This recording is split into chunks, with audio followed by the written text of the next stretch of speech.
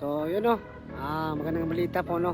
So meron po kumontak po sa amin ng tingero na ligtas po daw ating idol na si SG Hunter, si Ruan.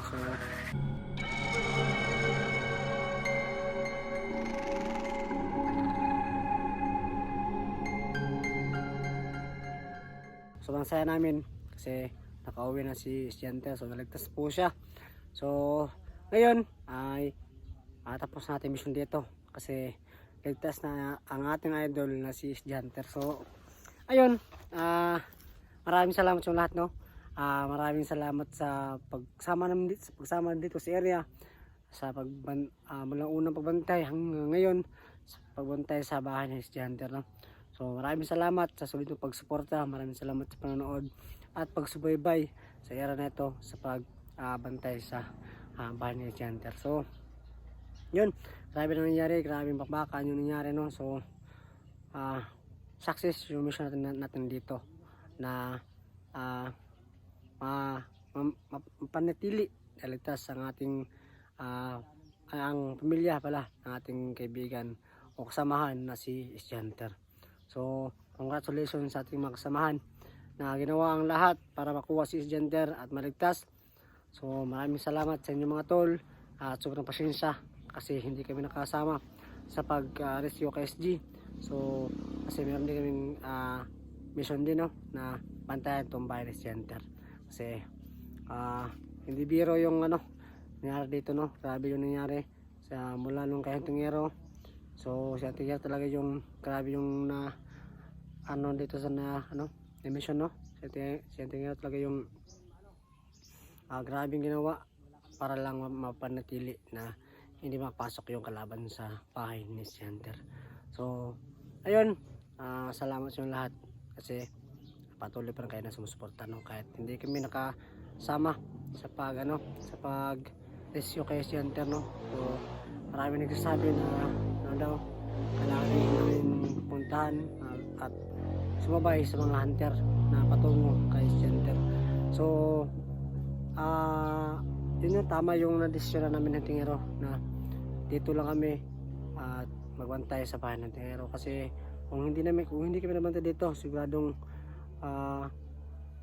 hindi naman alam mangyayari sa pamilya ni SG no. Kasi nalaman namin na target pala ni Roel yung pamilya niya, kaya dala-dali kami pumunta sa bahay ni SG Hunter. So si Tingero yung nauna kasi na huli ako kasi meron kong mission na pumuntahan ulit na meron din tayong tinulungan na makabayan at mga nangangailangan din ng tulong kagaya natin no. So meron namang na-recruit naman ulit ng mga tao na isang pamilya nila.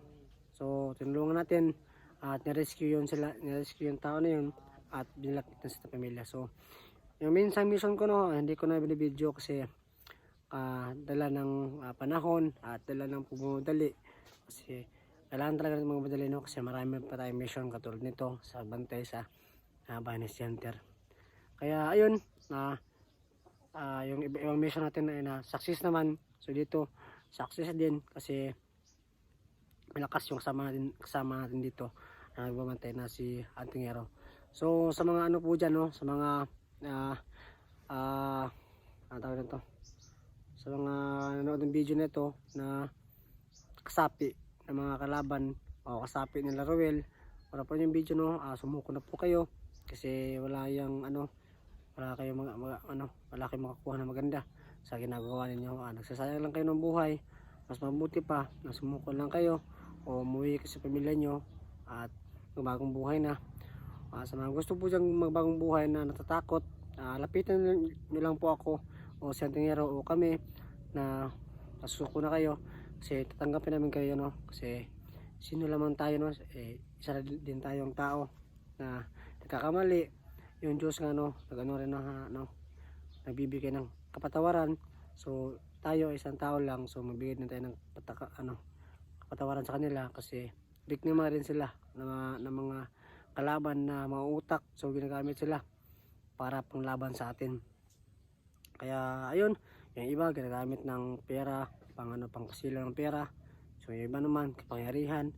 So iba-iba yung rason, so hindi natin masisisi din sila kasi wala din silang kain, ano yung hirap, yung problema nila ba, pero kahit mali man yung nagawa nila, so samahan lang natin sila, ituro lang natin yung tamang daan patungo sa mabuting buhay. So yun nga, kasi na-feel ko rin sila, no, kasi dati rin akong na-control ng kalaban. So alam naman natin dyan, alam na mga sorry sa words po dyan, na kung gaano tayo kaano, kasi mula noon hanggang ngayon ay patuloy pa rin tayo na nakipaglaban sa mga masasamang tao. Kaya humingi din ako ng sorry sa nangyari nun sa akin, no, yung sa pag-control ng kalaban sa akin. Kaya ayun, na-control lang ko ng kalaban. So natawad nyo ako, no, so pagtawarin ko yung mga taong katulad ko na nakontrol lang ng kalaban at ginamit lang ng kalaban para sa mga masasamang kagustuhan. So ayun, aalis na tayo dito. So na-miss ko rin to yung area dito, no, dito. So nandun siya tingero, nag-ano rin siya, nag-vlog din siya dun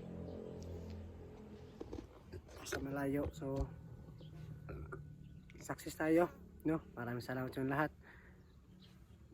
So dito kami nagluluto, yan. Diyan kami nagluluto, dito kami makain minsan ng tingero. So maraming salamat din sa pamilya ni Jenter na hindi kami pinabayaan, binibigyan na tayo ng mga tulong. So ayun, maraming salamat kay sa pamilya ni Jenter. Big shout out sa inyo, ma'am. So maraming salamat sa bigay na tulong niyo po sa amin. So ayun, so miss ko itong area na to.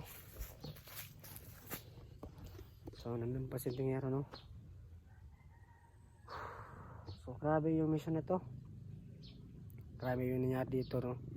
So ayun, tapos na dito. So kailangan natin magpatuloy, marami pa tayong mission na pupuntahan, marami pa tayong mission nasa sagupain. So abangan po yung video natin, no. Sana hindi kayo magsawa na suporta po sa amin. So marami pa tayong mga exploration na gagawin kasi natapos na yung pagpunta natin dito, yung mission natin dito na puntahan yung pamilya ni Jenter. So maraming salamat sa nagchat, sa rin na comment ng video ng tingero, na palagi kami mag-ingat. So yun, maraming salamat sa lahat, no. So malaking tulong na po yan sa amin, no. So kayo pinabibigay ng lakas para magpatuloy sa araw-araw at magpatuloy sa pag-explore namin, no. Kasi nabibigay po yan ng lakas ng loob para patuloy ang aming ginagawa na pagsukpo ng mga masasamang tao. So ayun, ito yung area na binabantayan natin, no. Diyan pakita ko sa inyo kung gaano kalawak at gaano ka drill ng area na ito. Marami yung nangyari dito, ilang bandido rin yung natali namin dito ng tingero. At talo na siya ng tingero, no, kasi matagal na siya dito. Nauna siya nabantay sa akin dito at umabol tayo kasi sobrang delikado, kasi malakas yung kalaban na naka-assign dito, si Rowel, dati namin kasamahan, at ngayon ay kalaban na natin kasi nga hindi pa namin alam kung ano yung rason kung bakit nag-traitor siya sa pera ba, wala kontrol lang, kasi hindi pa natin talaga siya nakakausap ng harap-harapan o makausap na mahinahon. So yan, ito yung area. So ayan, hindi ko lang i-video yung buong ano pala kasi nito naman ibang kalaban, no. So sila yung bahala kung solong sila sa bahay ni SG, kasi siguradong babawi at babawi yung SG kasi nangyari sa kanya. Kasi grabe yung ginawa ng kalaban sa kanya, no. Grabe yung mga pagbabawi sa kanya. So kahit ganun, padayon pa rin na padayon, hindi titigil hanggat hindi sila nauubos. So sa kabila, nakano pa sa video. So maraming salamat po lahat sa pagsama dito, no. So ayun, alas tayo dito. So ibang mission na naman, ibang area, ibang mission, ibang bakbakan naman at intense na pangyayari na naman ating sasagupain at problema na kaharapin sa pagpunta sa ibang mga mission. Kasi marami talagang nag-aabang sa ating mission, katulad ng mga kulto na marami silang nire-recruit ng mga tao at nadadala yung iba kasi yung tinatarget nila ay yung mga mahihinang tao ba, katulad ng mga ganyan, yung mga nasa bundok na walang kalam-alam, na akala nila na okay yung ginagawa nila pero hindi pala. So ginagamit na pala sila ng kalaban para ma-success yung mga